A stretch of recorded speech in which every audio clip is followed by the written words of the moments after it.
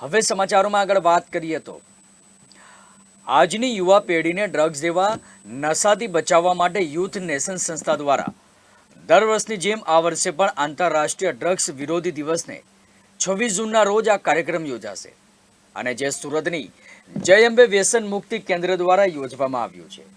ત્યારે વ્યસન મુક્તિ કેન્દ્રના ડિરેક્ટર એવા એસે વિરાણી શું કહી રહ્યા છે, આવો સાંભળીએ। જય અંબે રિહેબ સેન્ટર જે છેલ્લા 3.5 વર્ષથી ડુમસ ખાતે ઉપસ્થિત છે સુરતમાં, અને ગુજરાતભરના વ્યક્તિ જે પેશન્ટ છે જે નશાના અંદર સંકળાયેલા છે, દારૂ છે કે ડ્રગ્સ છે, એ લોકોને મદદરૂપ થઈ છે।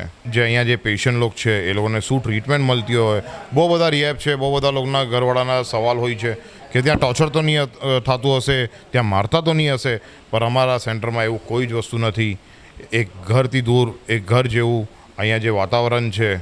બીજી વસ્તુ, અહીંયા રહેવાની સુવિધામાં જમવાનું, યોગા, મેડિટેશન, એક્સરસાઇઝ, જુદા જુદા ટાઈપના સેશનો છે। એ સેશનના માધ્યમથી એને માનસિક રીતે તૈયાર કરવામાં આવે છે। અમારા પેનલમાં સાયકેટ્રિસ્ટ ડૉક્ટર છે, સાયકોલોજીસ્ટ ડૉક્ટર છે, જે એ લોકોની સારવાર કરે છે અને એ લોકોને સ્વાસ્થ્ય કરે। 26 જૂન માટે એક જ વસ્તુ કહીશ કે જે ઇન્ટરનેશનલ ડ્રગ અબ્યુઝ ડે છે વિશ્વભરમાં, તો આજ મેં ડ્રગ્સથી દૂર છું, તો મારી અપીલ એ જ રહેશે જે યુવા પેઢી છે આજની, કે એ લોકો પણ ડ્રગ્સથી દૂર થાય।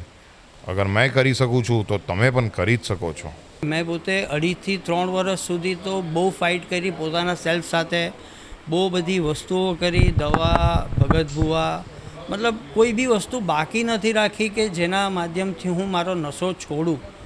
પણ ફક્ત એક રિહેબ સેન્ટર એવું છે કે જેનાથી મને મારો પોતાનો મિરર, મારો પોતાનો સેલ્ફ કોન્ફિડન્સ પાછો મળ્યો।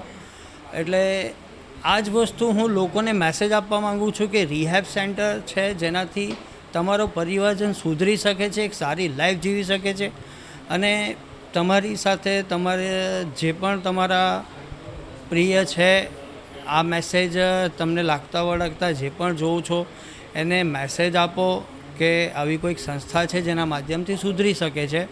અને તમે એની ટાઈમ 24 અવર્સ તમે કોઈ પણ ટાઈમ પર કોલ કરીને એટલીસ્ટ ફ્રી કાઉન્સેલિંગ બુક કરાવી શકો છો, કે જેથી કરીને તમને ખ્યાલ આવે કે તમારો પરિવારજન કઈ રીતના કઈ પરિસ્થિતિમાં છે અને કઈ રીતના સુધરી શકે છે।